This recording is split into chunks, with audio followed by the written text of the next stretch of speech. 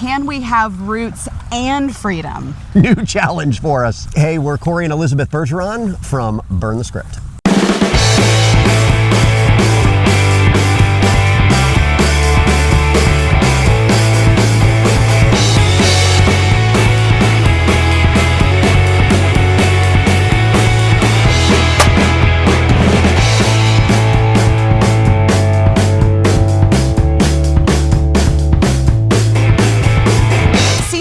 Was birthed out of this desire to facilitate more freedom and flexibility in our lives, and could we do that?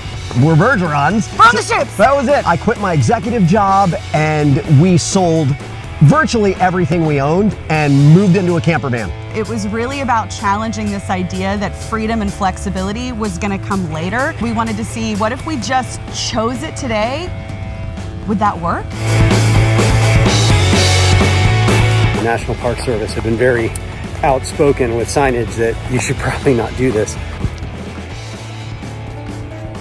Oh, yeah, definitely salt.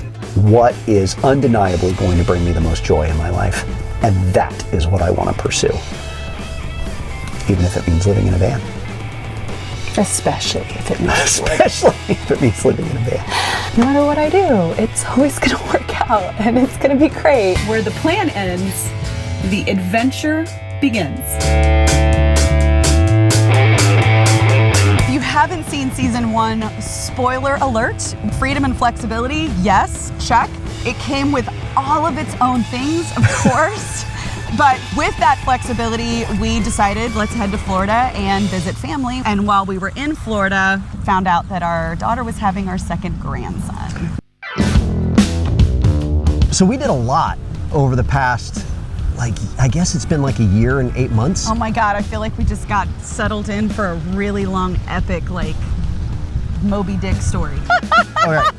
So we did a lot. We hit Tampa on Thanksgiving because we had promised your parents that we would be there for Thanksgiving, which is a huge family gathering every year. We ended up cutting some of the locations of our last trip out because we ran it right to the last minute. I mean, we spent one day in Zion, not even, like half a day, and then beelined it, man. We put the pedal down and just as fast as we could make it from Utah all the way to Tampa, Florida.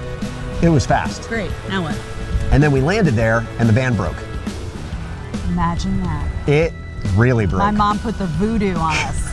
She's like, you arrived at my house, now you've been gone a long time, that's it. Now you're gonna stay. I never thought about that. Your mom was probably in there banging on things with a hammer. Break this doing a rain dance. Stuff, just break the crap. You're talking about actually physically. Like sabotaging. I'm talking about praying, dear Lord Jesus, please break the van. The van wouldn't start, and we were at her house. We ended up being there for 3 months. Yep. 3 months in her backyard because what broke was like the heart of the engine. I became a diesel mechanic. I just want to let you know, I am not a diesel mechanic. You are now. I tore an entire top end of a diesel engine all the way down, and then rebuilt everything all the way back up again. I was using crazy little twisted short little wrenches. Tink, turn the wrench around. Tink, turn the wrench around. Tink, turn the wrench around. And then he'd ask me to help and I would be like, nope, not it. But it was during that 3 months that we had this epiphany, because when Corey and I were married 26 years ago, I made a promise to him that if we would raise our kids, raise our children within Tampa, where our tribe was, where our support system was, that when the kids were grown, I would move wherever he wanted to move. I would move to the mountains, someplace that he saw beautiful.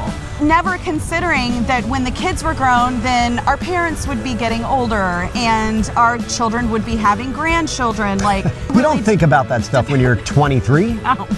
The idea behind saying that I would move to the mountains was really about we would be someplace that Corey just found so incredibly beautiful. And so this epiphany moment for us was, if we live someplace beautiful, which was the promise, and we travel to discover new places, then there's never family. Because we're not traveling to see family, we're traveling to discover something new. We love to travel, and really what drives Corey at his core is discovery. I've been wired that way my whole life. When I hike, I don't like to do hikes that are out and back. because when I'm coming back, I've already seen what I saw going out. I want to do like a loop. I want to go all the way around, arrive where I began, but have it just be new and exciting the whole time. Have a home base where there's family so that each time that we leave, that we would discover something new and so that we could have both. New challenge for us. Can we have roots and freedom? Most people trade their freedom for stability. Can we have both? That just sounded like a dream that wasn't possible. Nobody that we knew was living in that way. So we just were not able to envision that life because that lifestyle had never been modeled for us. We had never seen someone who had been firmly rooted, had community, had a home, while also left on a whim because they got an itch or saw an Instagram reel and they were just like, you know what, we're excited about discovering something, goodbye. Let's go. How can we do that? If we want that freedom, then we need a completely different way of doing things than the way we've done it before. So what do? We burn the script. Burn the script. Yeah. We can't just do everything ourselves. No, we can't do everything ourselves, right? So we have to give something up. We gave up our independence for interdependence. Bought one of those hurricane damaged homes, rebuilt it into a communal living space. It was a devastated home. It had been through 2 hurricanes. It had 2 feet of water in the house at one time. And we came in knowing that this would be a full rebuild. We filled 3 30-yard dumpsters in our front yard with what we pulled out. We found problems with the studs. We found termite damage. Every single wire was pulled out of the house. Every single pipe was pulled out of the house. Brand new electric, brand new plumbing, brand new walls. We cut walls out. We put new walls in. We opened up the space. We really put our heart and soul into building this home, but keeping it designed in a way that would flow for our end vision, which was communal living. The backyard was one big just dirt pit with a huge dead tree in it. There was this old rusty tool shed. It was just packed with so much crap. And the whole thing was kind of falling over. We jacked the whole thing up, put it on new beams, lowered it back down. Jacked it up with Harbor Freight bottle jacks. It was. I don't know that we have any footage to show that, but it was sketch. The most sketchy. I'm like, you're in charge. You're just not being very smart right now. The whole thing started going over twice. And I'm risking my life.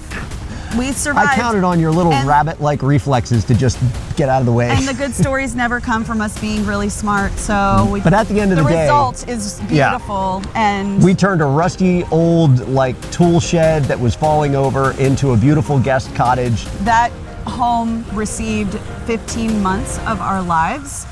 6 days a week from 8 to 7 p.m. When we built that house, we weren't building it saying we're working hard today so we can live tomorrow. We were building it because from the very first moment we bought the house, we were engaged in an exciting and joyful experiment that was leading us to the next chapter of exploration. And we love to build. We love to see visual transformations. We have Ethan, who we are so thrilled is choosing to do a season of life with us right now. Absolutely. He's one of our middle boys, super independent guy, and so that's the reason why it just feels so fortuitous that he is part of our community because he has chosen to be our roommate. We have our friend Deborah, who is a nurse, and so her heart is one to care and to give to others. She had her own home, but still opted to sleep in her Tesla in the driveway.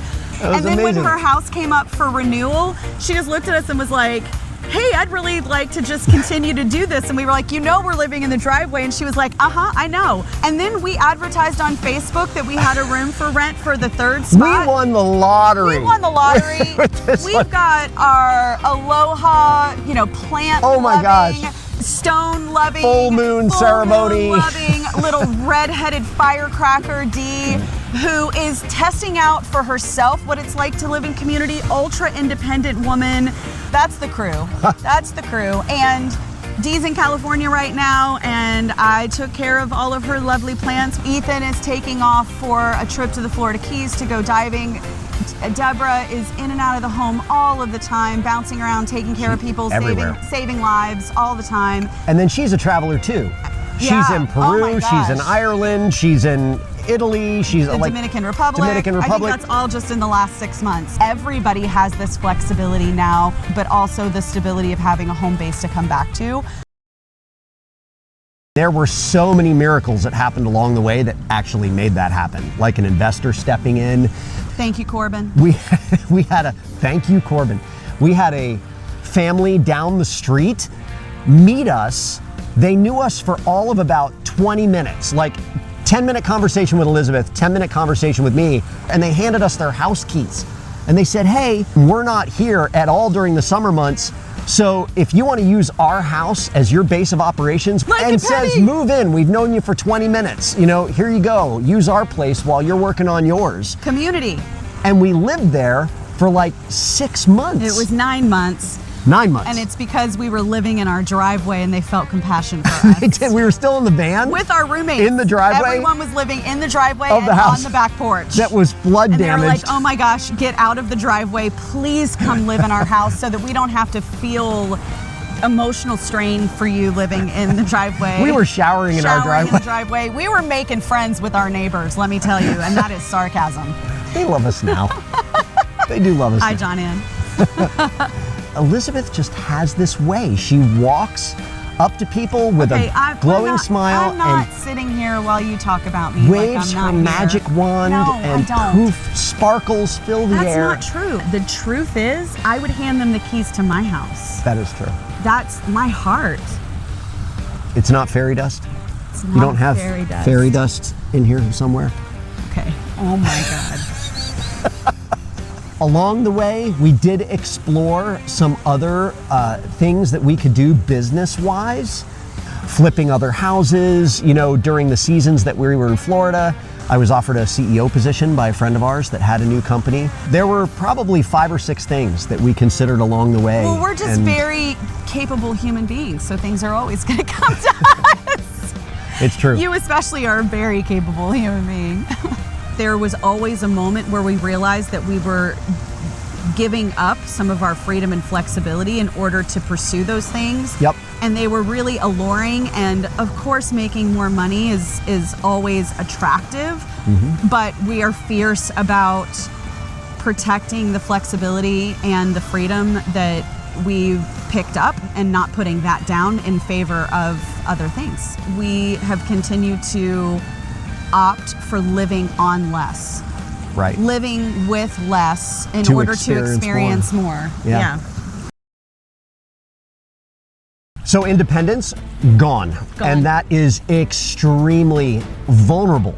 I was raised to believe that success is independence because there's this idea that I'm in control of my life. Until the things that you're controlling are controlling you. Right. The community is working right now. That's the big test is, does everyone really feel a sense of ownership the way that we believe that they do? And will that work when we're not physically there? So we're going for it. We are creating a life, architecting a reality that relies upon community. But we're betting that by giving up some independence that we're going to gain a lot, that we're going to gain a community that has our back, that shares resources, that shares responsibilities. We're going to share experiences and wins and losses, and that ultimately we're going to gain some freedom and some flexibility in that. Or we're going to find out that conventional wisdom was right and we're going to be really miserable trying to control a lifestyle that's not working, or it means that we have to sell the house that we worked so hard on and burn that script and start again. And you can bet, being Bergerons, that if it comes down to that, that the house will get sold, because we're not going to try and control something ever. If the community isn't working, then it's back to the drawing board. But for now, that's the experiment. The house is done. Yeah, the roommates have moved in. We've spent some time together. We know how to have each other's backs. We love each other. And so we're going to hit the road. Yeah, we're going to leave it. That's it. We want to see what happens when we intentionally just let go. Yeah, can it be a launch pad instead of just a responsibility? So we're launching. And what happens next? Season 2. Season 2. Let's hit the road. Let's hit the road. Let's hit the road. Let's hit the road.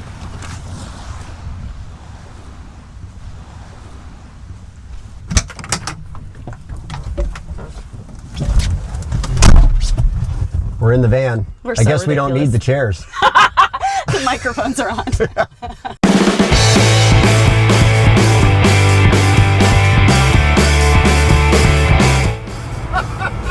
On the road again.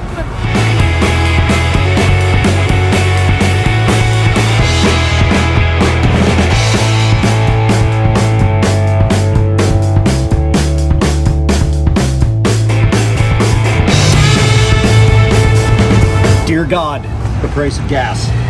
And Pearl takes a lot of it. We want to tell you about our sponsor, Boomers.